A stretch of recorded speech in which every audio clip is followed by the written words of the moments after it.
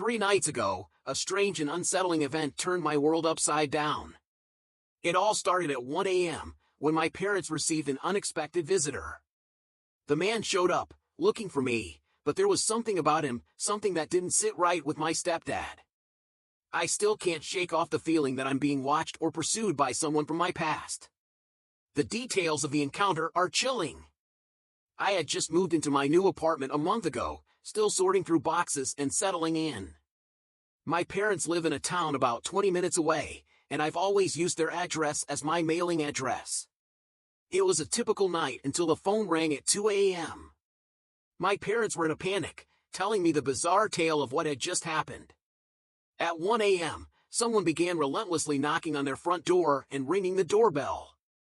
My stepdad, groggy and disoriented, stumbled downstairs and peered through the glass door, which was locked and secure. There stood a man in his 30s, wearing a black hoodie pulled up over his head, obscuring most of his face. He had no distinguishing features, no facial hair, no tattoos, and my parents didn't recognize him. My stepdad, trying to make sense of it all, opened the door slightly, but left the security of the glass between them. "I'm so sorry to bother you," the man said, his voice steady yet unfamiliar, "but I'm looking for my full name." My stepdad played it cool, asking, "Who?" The man, persistent, repeated my full name with an eerie precision, then explained that he was a friend of my boyfriend. He claimed my boyfriend was worried because I hadn't come home that night. According to him, they'd been out looking for me, unsure of where I was. There's just one major problem with that story. I don't have a boyfriend. I live alone with my 3 dogs, and I haven't been in a relationship in over 5 months. So, what was this man talking about? The strangest part? When my stepdad asked him, "What boyfriend?" the man casually dropped the name of the guy I dated when I was in 10th grade, nearly 20 years ago. It was a name I haven't heard in ages. It was unique, distinctly Italian, and not a name you hear every day. I haven't spoken to that guy in over a decade. The man kept repeating this name, stressing how worried my supposed boyfriend was, trying to convince my stepdad I was inside, maybe even hiding from them. At this point, my stepdad had enough. He shut the door, locking it behind him, but the man didn't leave. No, he stood there, lingering, for another 10 minutes, smoking cigarette after cigarette, muttering on his phone, as if waiting for something. My parents were on edge, and after some time, they called the police. As the minutes ticked by, my stepdad saw the man slowly retreat, walking down the street to a dead end before getting into a silver car and driving off. He couldn't get the license plate, but the whole scene was unsettling. The police arrived soon after, but by then, the man was already gone. My parents filed a report, but there's been no word since. I can't stop thinking about it. How could someone possibly know about my high school boyfriend, someone I haven't seen in so long? What could this man want from me?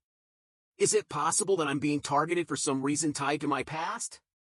Or was it all a bizarre coincidence? To make matters worse, I decided to reach out to my old high school boyfriend, hoping he might know something, anything, to shed light on the situation. I messaged him on Facebook, telling him everything that had happened. His response was just as confused as mine. He had no clue about this strange encounter and certainly wasn't involved. Now, I'm left wondering if this is some sick prank, or if there's something much darker at play. No other strange incidents have happened since, but I'm not sure what to make of it all. Why go through so much trouble to track me down at 1 a.m.? I'm honestly at a loss. I've been thinking of any possible connections, any logical explanation for what happened. Maybe I'm being paranoid, but there's something about this that feels off. Something tells me that this is only the beginning, but I just can't put my finger on why. I posted this story on another forum, hoping for insight. A few people suggested some possibilities, so let me update you on what I've been considering. First of all, there's no legal trouble on my end.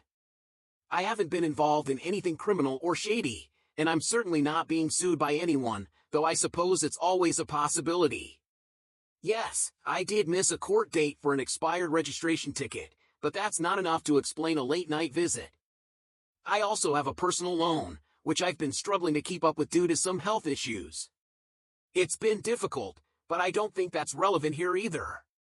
So, what's going on? Why was this man looking for me, and why did he know so much about my past? What is his real motive? All I can do is wait, hope for more answers, and continue piecing this puzzle together. And tomorrow, I'm diving deeper.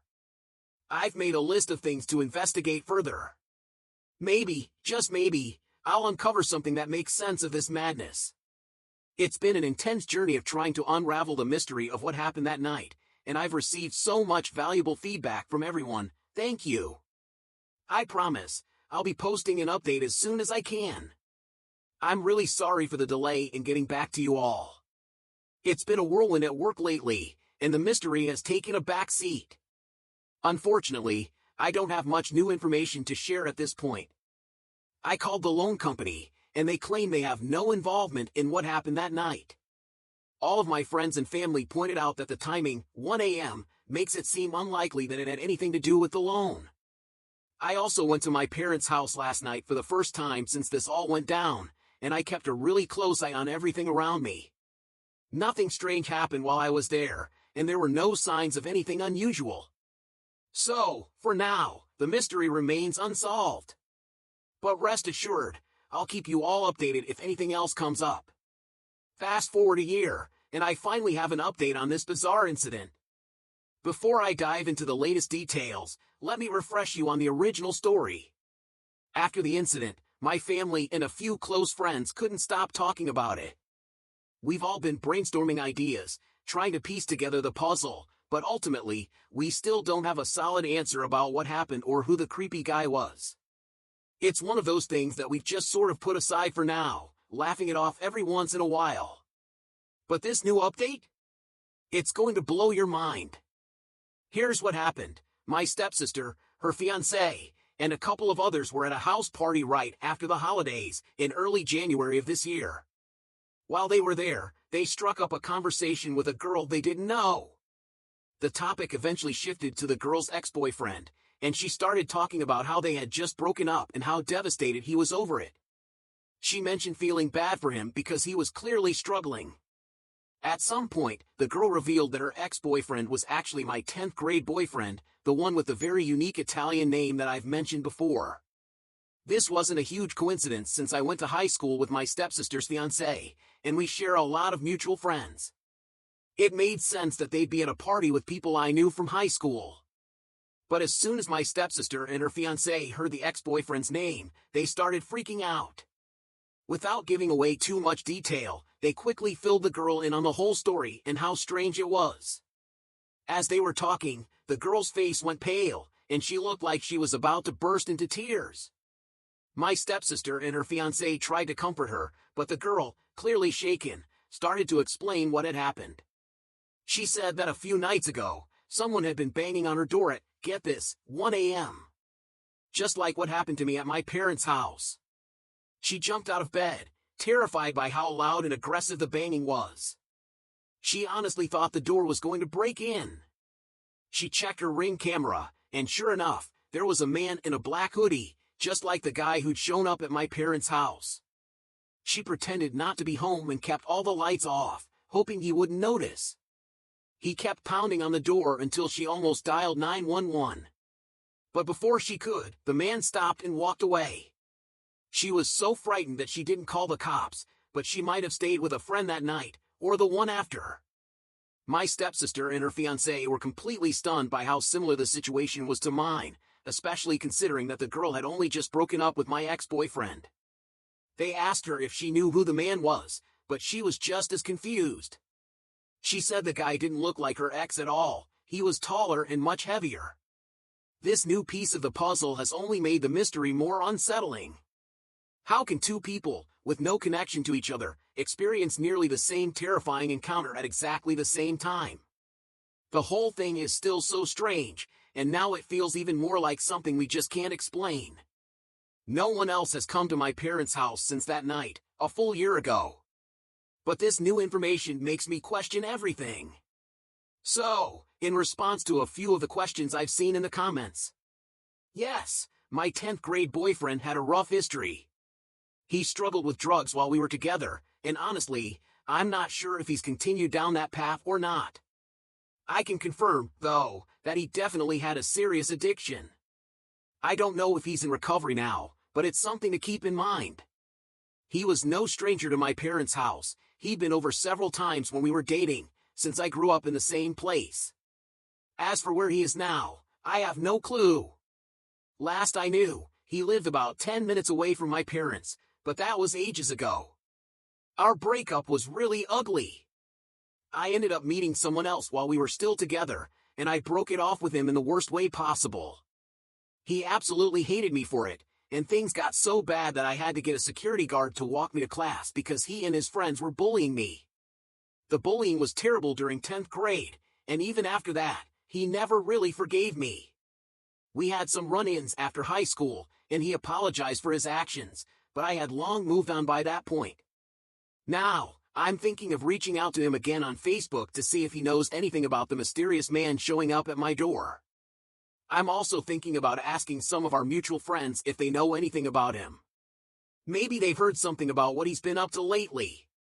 There are still so many unanswered questions, and I need to get to the bottom of this.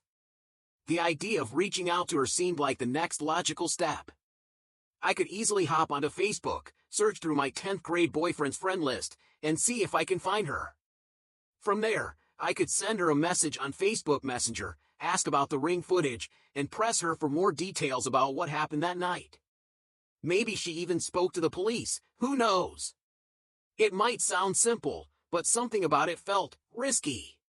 What if I'm pushing too hard, diving into something I can't control? Even though this could be the best chance I have to get real answers, I need to tread carefully. I still don't fully understand what's going on here. And there's no telling what kind of consequences this could lead to. He didn't have a brother, just a younger sister that I remember from back in high school. And that little fact seemed to keep looping in my head. Why was it sticking out now? Was I missing something? Was there more to this than just my ex's involvement? As I dug deeper, I thought about what I'd already shared in the comments. I'd mentioned how horrific the breakup was with my high school boyfriend. How it didn't just end with me walking away. He made it clear that he wasn't ready to let go, harassing me throughout the entire 10th grade. I couldn't shake the feeling that the comments I was reading were ringing true, more and more. Maybe, just maybe, my ex wasn't acting alone. Could it be that he was sending someone else to do his dirty work? Someone close to him, a friend or a relative? Someone who could help him get that closure he so desperately craved? If drugs were still in the mix, which seemed all too likely, it would only make sense. It wasn't too far off to think he might have had someone else, someone not directly tied to him, showing up at my door, acting on his obsession. That theory started to make the most sense, the more I thought about it. I'd reached out to him once before on Facebook, but he denied being involved in any way. He had to have lied, right? I mean, if he's still obsessed with me, why wouldn't he lie to protect himself? Maybe he moved on, maybe he's living some other life with his new ex, but the fear that he could come back to haunt me was overwhelming. I decided then that I would have to dig a little deeper. I needed to find this girl. It felt like a matter of urgency. I had just a first name from my stepsister, but surely that would be enough. I could search her up on social media, maybe track her down through mutual friends. Maybe she had been tagged in photos with him, pictures that could tell me exactly who she was. It wouldn't be hard. Unless, of course, my 10th grade boyfriend had wiped all traces of her from his life, like some people do after a breakup. But still, the first name was a starting point. It had to be. Once I found her, I'd reach out. I wasn't sure how she'd react, but I had to try. After all, she'd been through something similar. If we shared the same terrifying experience, she'd be more likely to talk to me, right? And if my ex was involved in any way, I would know it. There was no turning back now. I promised myself I would keep everyone updated when I had more information. I wasn't going to leave this story untold. It had too many unanswered questions. And I couldn't walk away until I knew the truth.